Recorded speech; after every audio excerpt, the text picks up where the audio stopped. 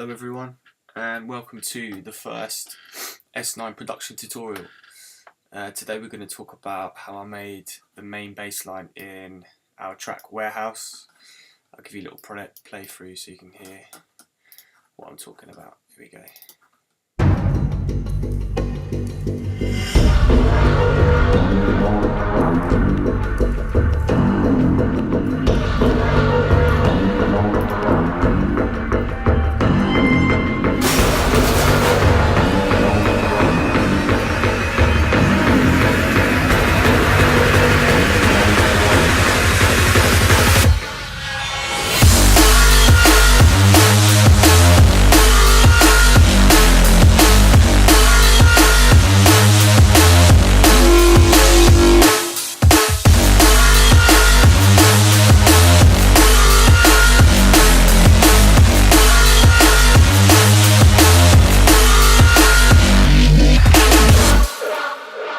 Okay, so the bass line I'm talking about is this one.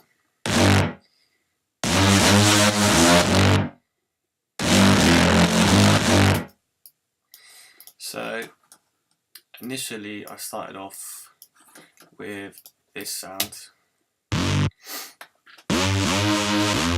and this was made in, yep, you guessed it, Massive. I find myself still using this a lot just because I know it so well, and you can see everything. You know, it's easy to use, it's straightforward, but you can still, despite it being around for so long now, you can still get some fresh sounds out of it. So yeah, what I'll do is turn everything off and then turn everything back on bit by bit so you can hear the different ways in which the different processes are affecting the sound. Oops, my bad. Where were we? Okay, so the first thing we've got is just a saw wave in formant mode, intensity dragged down to about between 9 and 10 o'clock. Let me turn off these actually as well. So this is the sound in its rawest form. We've got a little pitch modulation there, pitch envelope, just making it go up. As the sound starts, you can hear it more as I turn it up.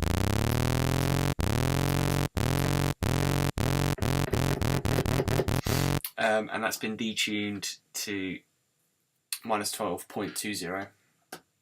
The next we've got another saw wave, again set on formant, slightly lower than the top one, and then detune the opposite way, 20 cents, and the same pitch modulation is on that.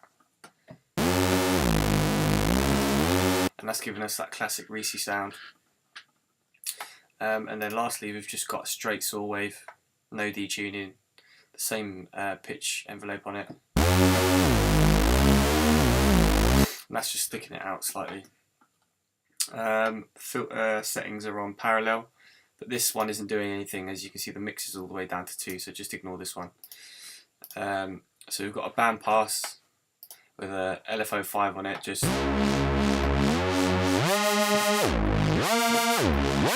and that's basically just filtering the mid-range slightly to give it that bit of movement. And then we've got key tracking on the rate, so as you play a higher note, the rate of the LFO will get faster. And that's basically just to replicate the old school sound of a Reese. You know, when they're put through samplers, the audio file would be pitched up as you played it in higher keys, so the modulation would be faster and faster and faster the higher you played it. And it just replicates that old school sound. On top of that we've got a bit of tube, just to fatten it up, and then we've got some noise, colour all the way up, just to give it some texture and to rough it up a little bit. I find when you distort your basses later on in the process, a bit of noise can add some nice crunch to the sound. So first things first, we've got an EQ just to cut out the low sub, because we're going to be cutting that out anyway later on down the chain to give way for the sub synth which is here.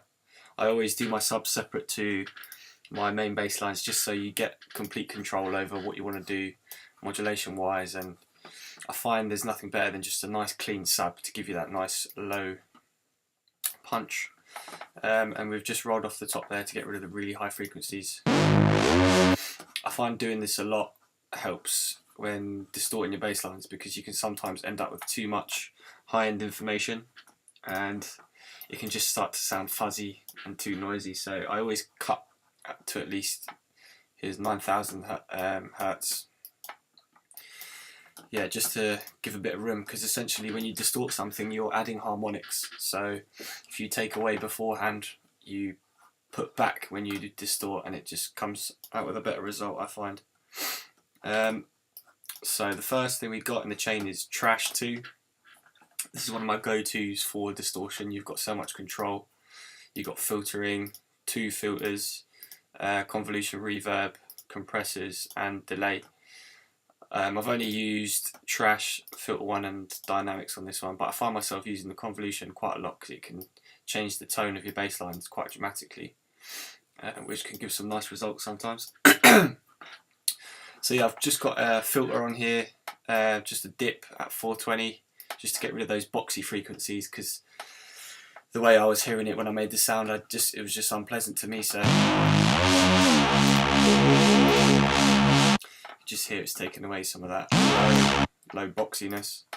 And then we've got the Trash itself, so got it below, it's on delicate harmonic setting, drive slightly, gain as it is, pre as it is, mid capacity setting. I find using this one quite a lot actually. I like the way it sounds. In here it's only been used a slight bit, but I find it gives it a nice throaty sound, which I like. And then we've got Cactus on drive setting, lastly on the top. Just giving it a little bit of excitement. And then lastly in the chain we've got Devastor, which is my second favourite go-to distortion plugin. The only reason I'd use Trash more is because you can see visually what you're doing, you have a bit more control. But yeah, as I say, this plugin is still really powerful, you can get some great results. I think I just chose a preset on this one, Bass Exciter 1, changed it slightly, just to my taste.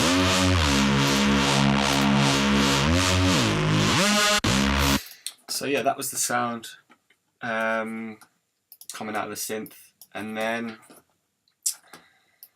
so next I bounced that out into 3 different parts, totally the same, but they've been affected in different ways. So I'll turn off everything and then put it back on one by one.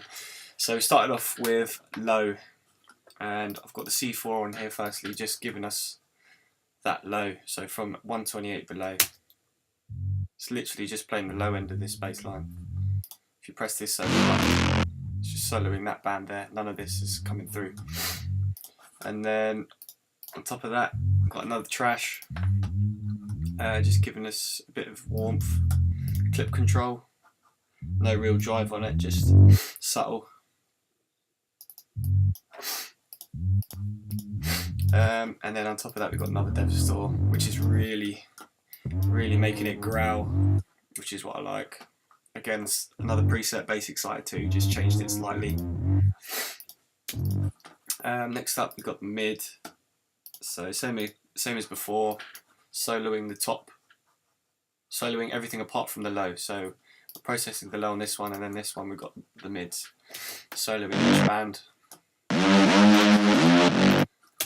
We've got a Trash again, no multiband on this one, just capacity again, one of my favourites. Quite a lot of drive on there, taking the mix down though, so we've got a bit of the original sound before, and then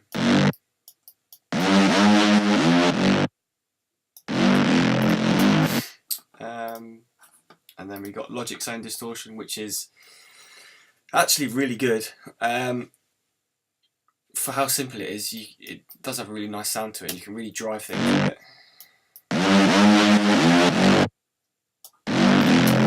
taking the tone down slightly just to get rid of that top end.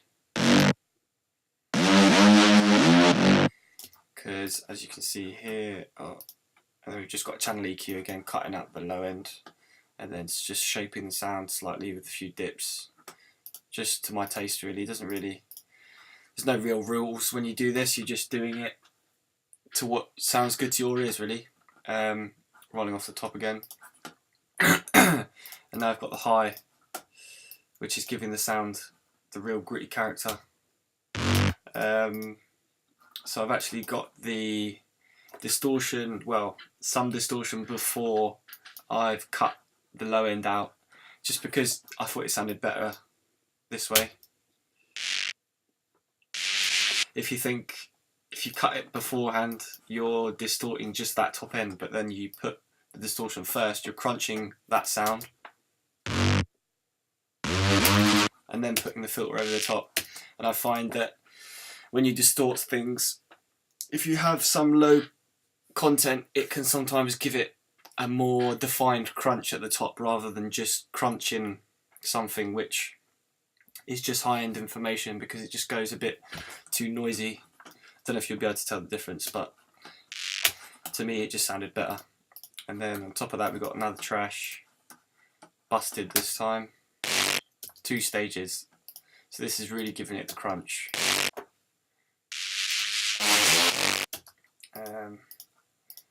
I've changed the shape slightly. I think I just dragged this.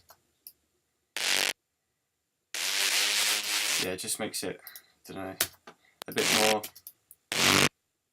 I think as you pull that up, you're affecting the top end more, and then just a filter on there to bring out the highs a bit and then take away the lows. Nothing too special really. And then lastly, I've got another EQ, shaping the sound, taking out that low end. I find when distorting bass lines, you should always remember to cut out the low end again after you've distorted, because as I said before, when you distort things you're adding harmonics. So if you don't want any low frequency content in that sound and then you put distortion on top of it, if you've low cut it before, put distortion on top, you're going to be adding not a lot but some low frequency content into that sound. So I always find it good practice to cut out again afterwards. You can hear the difference that makes there. So yeah, that was it for the frequency splitting process, which is what I think they call it. There's loads of tutorials online of how to do this, and here I've just split it into 3 audio tracks and all sent it to one bus, so it becomes one sound here. And on here I have firstly a compressor, which is just basically really high ratio, so it's essentially limiting it. Anything that goes above this point will be chopped. So yeah, that's just to get rid of any horrible peaks. Got more EQs, just shaping the sound, taking a bit of that top end away because I probably thought it was a bit too much at the time. A space designer, which is just widening the sound slightly. Well, actually a lot. It's a big roomy sound, which I find when placing a distortion on top of a reverb sound, you can get some nice results. It almost brings out the 3D sort of feel to your sound. So I'll show you the distortion without the space designer before and after.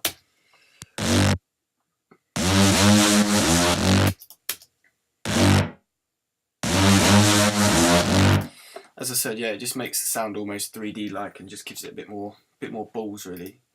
But then to mix it back into the track, I've refocused the mid, so it became a bit too wide when I put that reverb on. So I just took the mids down slightly in the lower register and then up the mids on the higher end. It just refocuses it to the middle. And then lastly we've got this. I don't find myself using this much anymore because I use different saturation plugins, but this is still great. you've got to make sure you put this output compensation on, otherwise when you turn this up you're going to be cranking it ridiculously. Let me show you.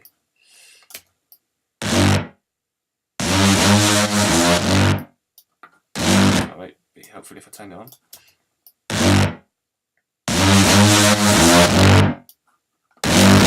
When you turn this on, it keeps it at the same level as it was before, so essentially you're making the sound seem louder, but it's the same level, and it just gives it that nice, you know, analog saturation sort of feel.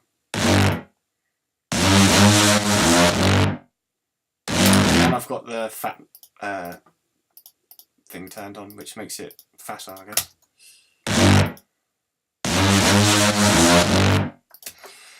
So yeah, that was it for that sound. Yeah, there we have it. I hope you enjoyed it. There'll be plenty more tutorials to come soon.